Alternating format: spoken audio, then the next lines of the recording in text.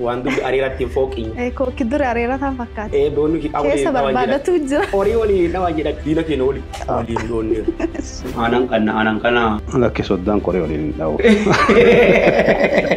أبي ما كنا فوق إلا فا isi oni hum mijure ميجو زين أولي ولين أنجلا kori wali no أول فوني كانه akan ulfu أكاديني هنا نول تبو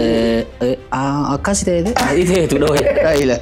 bulan tapi bulantaan ka haadha manaati qeetti abbaa qaba mannamu haadha manaata haadha manaatiin tola bulantaa أنا فو استراتيجين كي أكمل أدي أنا رد دانسا waa an guddoo jaaladhu إيوه أكاسيفو دبدا nama allula keessa jabaa nama oomsudha nama onnee qabuumi janna mana gubatee hin baane maa ibsatanii amma nama loltee bada yaraa jetta malee bada kaypheensa hin fiicoonne nje okay wal dhabdeen haadha manaatiif abbaa manaa eegarfanoo geetteen duuba furanteedhan rifanuu marraa fixamtee deebiteedhan rifanoon tuni wallam tokko addee bulan karaa biraatiin nama waliin bulanse ati nama dhutti awuyyaa baachee amma guddina fi beektu yeroo jalqabaatee fi aduu dubban namni sawadatee beeka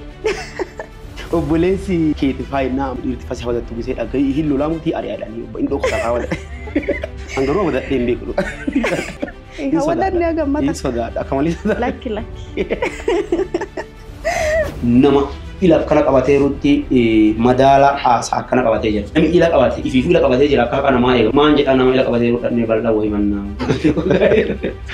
bal'aamati duuba namni sun hinuma jira abbootiin seeraa yookaan hayyoonni dhimma san qorqoranii eenyuttuu haqa qaba ka jedhu adda kabaasanu waa ati qabattee ittiin dhutteen warri dubartii qabu warri durra qabu rakkoo na weedha gujiileen jedhameetta yookiin butanii dubbiin bakka karaa dubartiitiin dhuttu dhaban qabdu waan xiqqoo tokko yoo goote baay'ee dubartii gammachiisuu dandeenya waan guddaa godhuun qabdu dubartii gammachiisuu intala abbaan callaan hin kennu kan abbaan qofa hin kennu gosa kennu warra kennu hin gaafata abbaan soddaa kiyya intala sii kenne intala san dudda dhaana garuu ila eegaa lafee eegaa ilkaa eegaa nuti maatiin abbaa kennaa walumatti nama 23 geenna maa isin laakkaa inni miidhaan lubbuun jiruudhaas hundi jirti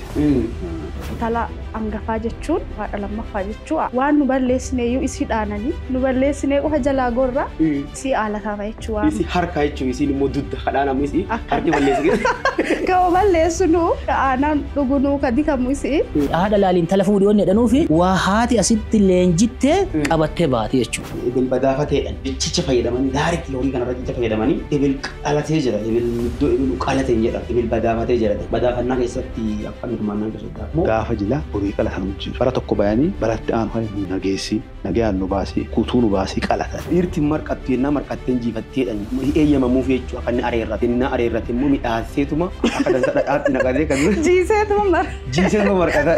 dhadhaasiin ilaansummaaf af gara fuula duraaf marqattee beekta dubbii intalaa fi ilma akka dubbii taanii gaaddisa ta'anii hin qoran jedhan dhaabatanii dubbatan jedhan dubbii intalaa buluun qaddu jedhan intala namaatu qaddee innaan qabaa qaddee qaban immoo muraa qaddeedhan seerii cabedhanii seerii lafee qabatu hin caba seer eessa cabanna geettee guntuttee heeruma geetteetti yoona bakka